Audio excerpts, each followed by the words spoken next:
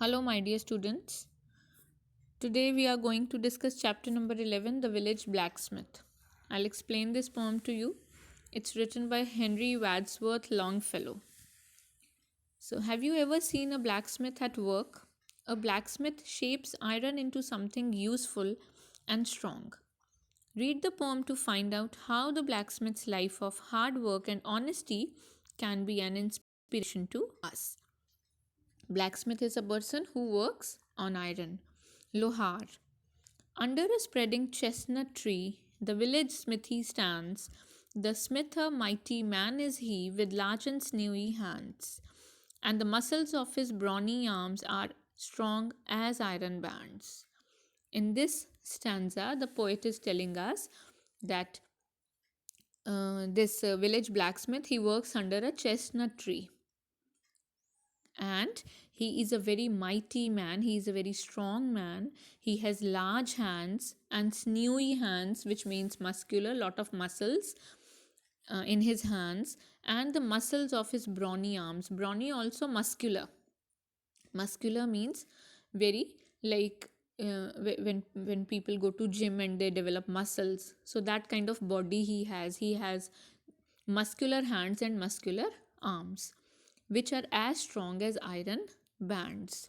His hands are strong as iron. Here, mighty man, mm, the repetition of mm is alliteration. His hair is crisp and black and long. His face is like the tan. His brow is wet with honest sweat. He earns whatever he can and looks the whole world in the face, for he owes not any man. So, in the next stanza, the poet tells us about his physical appearance, something more about his physical appearance, that his hair is very crisp, black, and long. His face is like the tan. Tan means he has a dark complexion. Tan means when the skin gets darkened because of large exposure to sun. His brow is wet. Brow means eyebrows. His eyebrows are wet with the honest sweat. Sweat means pasina. Honest means he is not a dishonest man. He works with honesty. He earns whatever he can. Like he earns with his hard work only and nothing else. And he looks the whole world in the face. Like he can talk to anybody in the face with eyes in the eyes. Why? Because he owes not any man. Owes not any man means he has nothing, no money and nothing borrowed from anybody. He works himself, he earns his own money by hard work, so he owes nothing to anybody. Week in, week out, from morn till night, you can hear his bellows blow. You can hear him swing his heavy sledge with measured beat and slow, like a sexton ringing the village bell when the evening sun is low. Week in, week out, from morning till night, with every coming week and every going week, what do we hear? We hear his bellows blow. What is a bellow? A bellow is a long cylindrical pipe through which we blow the air so that the coal can be lighted up. कोयले में आग लगाने के लिए, right? You can hear him swing his heavy sledge. Sledge is a commonly used word which means hammer. We at our homes we have very small hammers. This blacksmith's hammer is very large, very big. So we can also hear his hammer blowing, have a like hammer swinging with measured beat and slow. With measured beat, like when he works with his hammer, it kind of produces beats, and his hammer is compared to like a sexton who rings the village bell. Who is a sexton? He is a church official who rings the church bells. Like bell is rung with measured beat, same way his hammer also produces beats.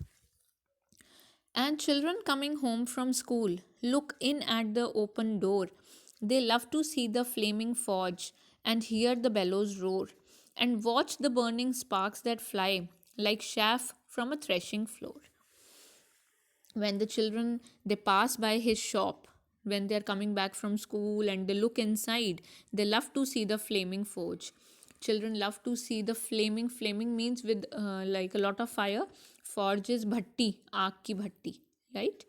So they love to see, and they love to hear the bellows, the cylindrical pipe through which he blows the air, and watch the burning sparks that fly. When there is fire burning, sparks come out, no, sometimes, like chaff from a threshing floor. How the sparks of the fire are compared to, for example, when we buy any grain, we buy rice, the outer part of the rice chaff, like it comes out. Same way, the flames, the sparks come out of the fire. He goes on Sunday to the church and sits among his boys. He hears the parson pray and preach. He hears his daughter's voice singing in the village choir, and it makes his heart rejoice. So he's a very common man. Every day he works very hard, but on Sunday he goes to church. He spends time with his boys and his girls, his sons and daughters, and he hears the parson pray. Parson is the priest of the church. Okay, he hears him pray, and he hears his daughter's voice who sings in the village choir. Choir means a group of people who sing. So he spends his time family on Sundays and by praying, which makes his heart very happy. It sounds to him like her mother's voice singing in paradise. He must think of her once more, how in the grave she lies. And with his hard, rough hand, he wipes a tear out of his eyes. And every Sunday, when he sits in the church, the sound, the voice, the noises surrounding him, it seems like his mother is speaking to himself. Mother is singing in the paradise. Paradise is heaven. Like his mother is singing to him. And he must think of her once more, how in the grave she lies. And that moment, he always remembers his mother, that how she is lying inside the grave. And while remembering her, he starts crying, and while crying, drops of tears fall from his eyes, which he wipes with his hard hand. So physically he may be very hard and strong, but emotionally he is a very soft guy. Next stanza. It sounds to him like her mother's voice singing in paradise. He must think of her once more, how in the grave she lies. With his rough hand, he wipes a tear out of his eyes. So he wipes out tears with his hard hands. Toiling, rejoicing, sorrowing, onward through life he goes. Each morning sees some task begin, each evening sees it close. Something attempted, something done, has earned a night's repose. See, he toils, he works very hard, he rejoices, becomes happy, sorrow, he becomes sad sometimes. So, every emotion of life he faces. He faces every emotion of life. Onward through life he goes, and by feeling every emotion of life, every day the day passes by. Each morning he sees some task, like every day he starts with a new task, and every evening he finishes something attempted. He works every day, he completes a task every day, has earned a night's repose. Like from morning till night, every day, with the coming day and closing night, every day, when he works very hard, in the end he earns a night rest. Means he rests very peacefully at night without any problem, because he had worked very hard in the day. Thanks to thee, my worthy friend, for the lesson thou hast taught. Thus at flaming forge of life, our fortunes must be wrought. Thus on its surroundings anvil shaped each burning deed and thought. So thanks to thee, my worthy friend. Now here, poet is thanking blacksmith. He is saying, thank you, blacksmith, my friend, as you have taught us the lesson of life. That life is a flaming forge. It is a bhatti. Forge is bhatti. It is a flaming forge. And Out of this flaming forge, we have to shape our life. Our fortunes must be wrought. We have to shape our fortune. अपनी किस्मत खुद बनानी पड़ती है. Right? Thus, on its surrounding, anvil shaped. Anvil is a large block of iron on which he keeps the metals and shape them. Right? So, thus on its sounding anvil shaped each burning deed and thought.